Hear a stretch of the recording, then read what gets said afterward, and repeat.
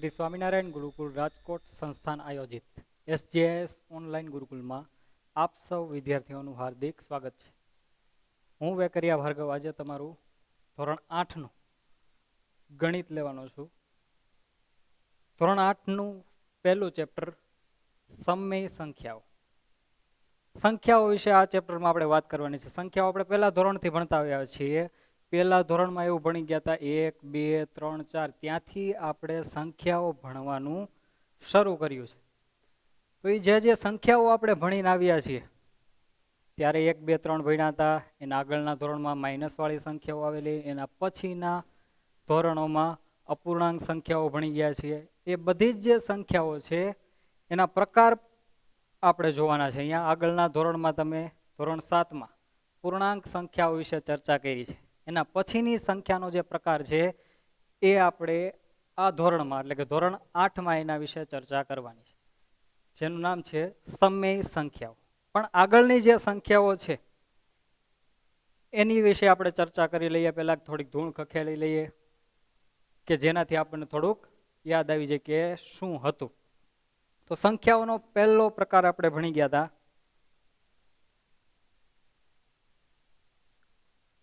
પ્રાકૃતિક સંખ્યાઓ.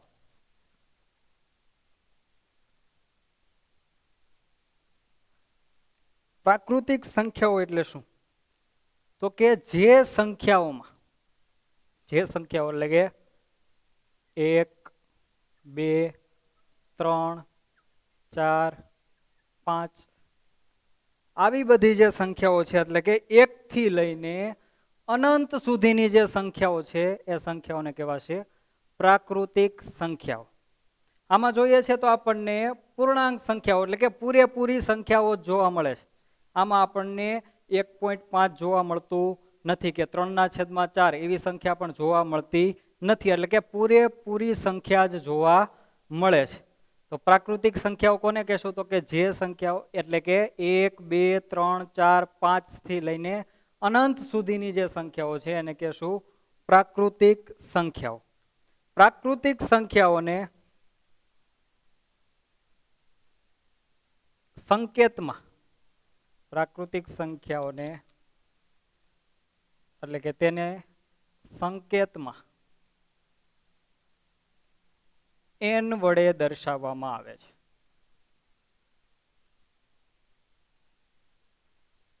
આ આપણે ભણી જ ગયા છીએ. શેના વડે દર્શાવવામાં આવે છે? n વડે દર્શાવવામાં આવે છે. એટલે કે આપણે હવે ધોરણ આગળ વધશું એમ હવે આપણને સંકેત જ દર્શાવશે. સંખ્યાઓ વિશે ચર્ચા કરતા હશું ત્યારે n લખેલો હોય, સંખ્યાઓ વિશે ચર્ચા કરતા હોય અને n લખેલો હોય તો એને આપણે હવે શું કહેશું? તો કે પ્રાકૃતિક સંખ્યાઓ, કે જેમાં કોનો સમાવેશ થાય છે? તો કે 1, 2, 3 એવી પૂર્ણ સંખ્યાઓ. ત્યાર પછીનો પ્રકાર બીજું, પ્રાકૃતિક સંખ્યાઓને બીજું નામ કીધું છે ગણતરીની સંખ્યાઓ. પ્રાકૃતિક સંખ્યાઓને ગણતરીની સંખ્યાઓ તરીકે પણ ઓળખવામાં આવે છે. ગણતરીની સંખ્યાઓ એટલે શું? તો એના માટે એક ઉદાહરણ લઈએ. ધારો કે ક્લાસરૂમમાં બેઠા છીએ, ટીચર છે એ કોઈક વિદ્યાર્થીને ઊભો કરે છે અને કહે છે કે કેટલા વિદ્યાર્થીઓ છે બેઠા છે, ગણજી બેટા. ધારો કે પિન્ટુને ઊભો કરેલો છે. પિન્ટુ ગણવાની શરૂઆત ક્યાંથી કરશે? તો કે ફર્સ્ટ બેન્ચથી શરૂઆત કરશે. પણ અંકોમાં એ શું બોલશે? તો કે 1, 2, 3, 4, 5, 6, 7, 8 એ રીતે. એવું સ્ટાર્ટ નહીં કરે કે શૂન્યથી શરૂઆત નહીં કરે. ક્યાંથી શરૂઆત કરશે? 1 થી. એમાં પછી 1.5 પણ આવશે નહીં.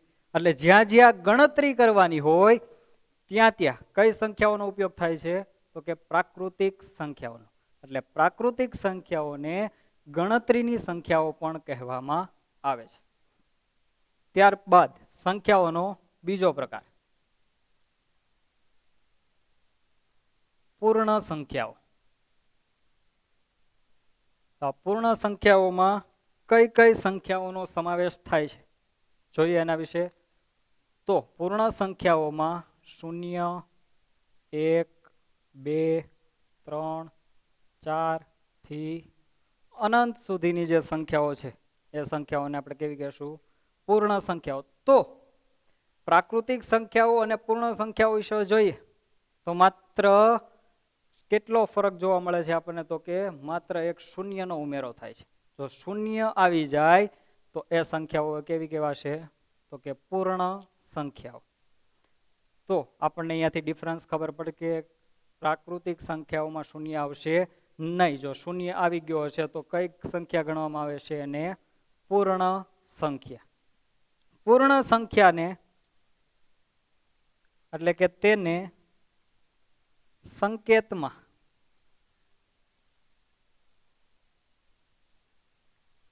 W વડે દર્શાવવામાં આવે છે. શેના વડે દર્શાવવામાં આવે છે?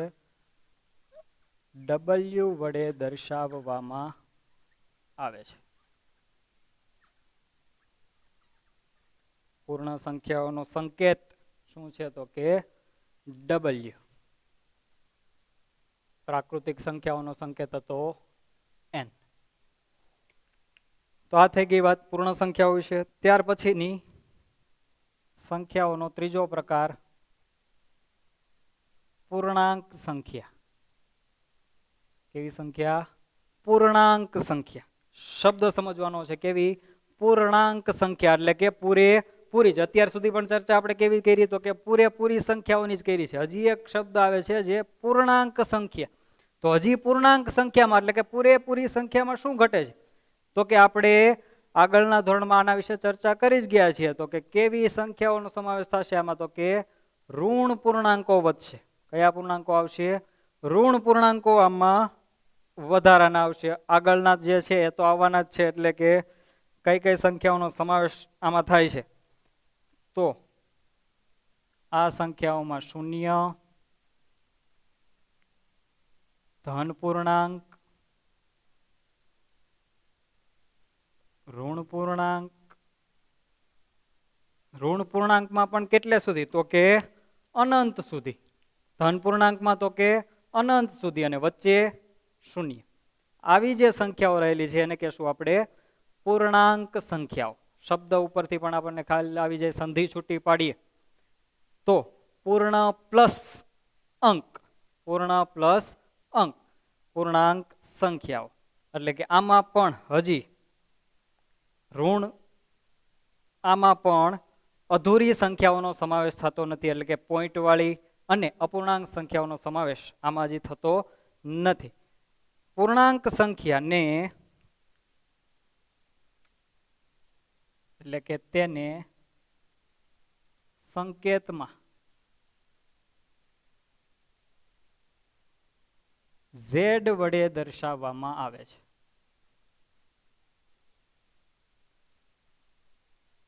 પૂર્ણાંક સંખ્યાઓને Z વડે દર્શાવવામાં આવે છે. આના વિશે આપણે બીજું પણ ભણી ચૂક્યા છીએ.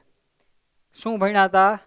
તો કે આવા પ્રકારનું કંઈક શીખાતા. શું કહેશું આને? સંખ્યા રેખા. શું કહેશું? સંખ્યા રેખા. એમાં શું કરતા હતા?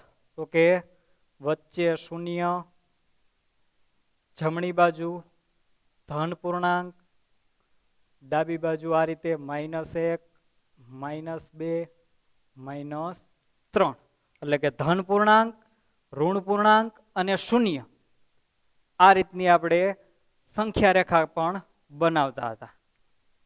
અહીંયા હું ફરી વખત એક વખત લખી દઉં છું. શું કીધું છે આને? ઋણ પૂર્ણાંક, આ બાજુ છે ધન પૂર્ણાંક અને શૂન્ય. આ બધી સંખ્યાઓનો સમાવેશ શેમાં થાય છે? તો કે પૂર્ણાંક સંખ્યા ગણમાં.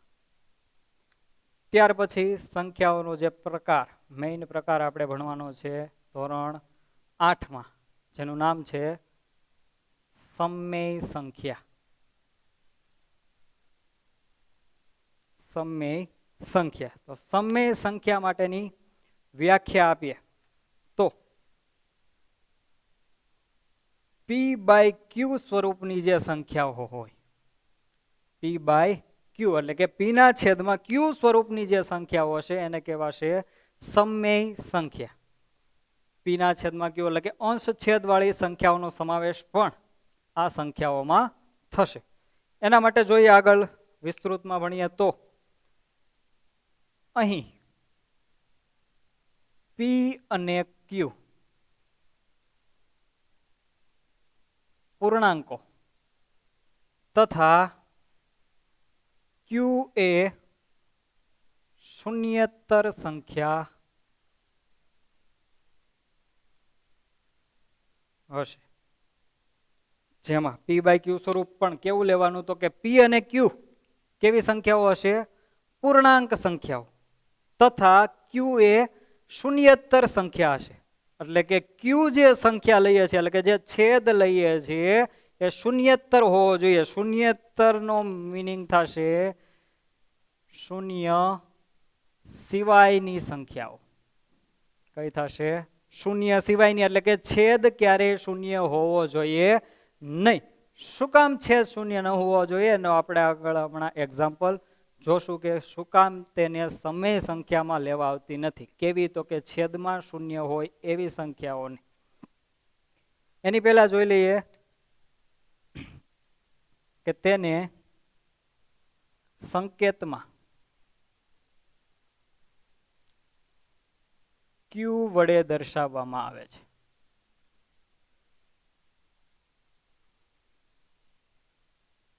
સમય સંખ્યાને સંકેતમાં ક્યુ વડે દર્શાવવામાં આવે છે. એક્ઝામ્પલ જોઈએ કે સમય સંખ્યાઓ હવે આપણે કહેશું કોને, કારણ કે આગળની જે સંખ્યાઓના પ્રકારમાં ભણ્યા એમાં આપણને જે સંખ્યાઓ હતી એ આપી દીધી, પણ અહીંયા આપણે એવું લખી શકતા નથી કારણ કે ખૂબ મોટી સંખ્યાઓ છે. કેવી સંખ્યાઓ? તો કે શૂન્ય અને એકની વચ્ચે જે સંખ્યાઓ રહેલી છે. અહીંયા જે વચ્ચે આપણે સ્કેલ જોતા હોઈએ તો એમાં 10 કાપા વચ્ચે હોય છે, તો આપણે શું ગણીએ છીએ? તો કે 1 અને 2 ની વચ્ચે હોય તો 1.1, 1.2, 1.3, 1.4 એ રીતે. તો એની વચ્ચે કેટલી સંખ્યાઓ છે? તો કે 1 અને 2 ની વચ્ચે પણ અસંખ્ય સંખ્યાઓ રહેલી છે, જેના વિશે આપણે ચર્ચા કરવાની છે. અને આપણે આ રીતે લખી શકશું નહીં. એટલે એને આપણે કઈ રીતે સમજ્યા? તો કે પી બાય ક્યુ સ્વરૂપ હોય કે જેમાં પી અને ક્યુ પૂર્ણાંકો તથા ક્યુ એ શૂન્યેતર સંખ્યા હોય. અને શૂન્યેતર એટલે થશે શૂન્ય સિવાયની. સમય સંખ્યાઓને સંકેતમાં ક્યુ વડે દર્શાવવામાં આવે છે. એક્ઝામ્પલ જોઈએ. સમય સંખ્યાનું કોઈ એક ઉદાહરણ લઉં છું. પેલું ઉદાહરણ મેં લીધું છે -4/5. તો અહીંયા જોઈએ તો -4 એ શું થશે? તો કે પી અને 5 એ શું થશે? ક્યુ. તો અહીંયા આપણને કીધું હતું કે પી અને ક્યુ કેવા હોવા જોઈએ? પૂર્ણાંક. પૂર્ણાંક ગણ આપણી પાસે છે, તો -4 એ પૂર્ણાંકમાં આવશે. તો કે હા. -3 પછી શું આવે? 4. અને +5 એ પણ આવશે. તો બંને કેવા છે? પૂર્ણાંકો છે. અને ક્યુ એ શૂન્ય સિવાયની સંખ્યા છે. 5 એ શૂન્ય નથી. શું છે? તો કે શૂન્ય સિવાયની સંખ્યા છે. એટલે -4/5 ને આપણે શું કહેશું? સમય સંખ્યા, જેમાં -4 એ પી થશે અને 5 એ ક્યુ થશે. બીજું એક્ઝામ્પલ લઈએ. ખાલી 9. તો 9 ને આપણે સમય સંખ્યા કહેશું કે નહીં? તો જોઈએ તો પી બાય ક્યુ સ્વરૂપ આપણને જોવા મળતું નથી, માત્ર ખાલી અંક જ જોવા મળે છે. ખાલી 9 અંશ છેદ સ્વરૂપ જોવા મળતું નથી. પણ હું અહીંયા તો પણ કહીશ કે 9 છે એ સમય સંખ્યા છે. કઈ રીતે? એ પ્રશ્ન થવો જોઈએ. તો જોઈએ એમાં તો કે કોઈ પણ સંખ્યા હશે તો એના છેદમાં કઈ નહીં હોય તો શું હોય? 1 તો હોય ને હોય જ. આ અંશ છેદ સ્વરૂપ એટલે થાય શું? તો કે ભાગાકારનું સ્વરૂપ. એટલે કે 9 ને 1 વડે ભાગવાનું હોય છે. તો 9 ને 1 વડે ભાગીએ તો જવાબ પાછો આપણો શું આવે? 9 જ આવવાનો છે. એટલે આપણે જે પૂર્ણ સંખ્યાઓ છે એના છેદમાં 1 લખતા નથી, પણ 1 તો હોય જ. તો અહીંયા પી તરીકે થાય છે 9 અને ક્યુ તરીકે થાય છે 1. અને પી અને ક્યુ બંને કેવા છે? પૂર્ણાંકો છે.